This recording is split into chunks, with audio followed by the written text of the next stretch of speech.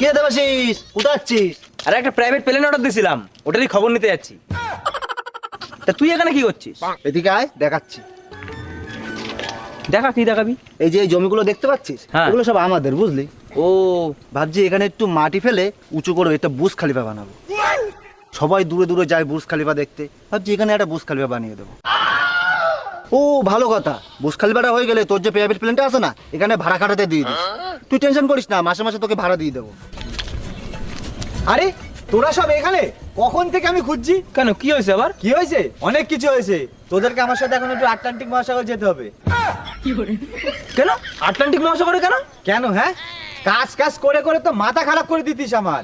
Atlantic মহাসাগর থেকে Titanic জাহাজ তোলার কন্ট্রাক্টটা পেয়েছি। ওখানে লোক লাগবে, চল সব যাবো, চল। কি বলে? আর শোন, বাড়িতে দড়ি টড়ি থাকলে জোগাড় করে নিস। আমি কয়েকটা কুকুরের ছিগল পেয়ে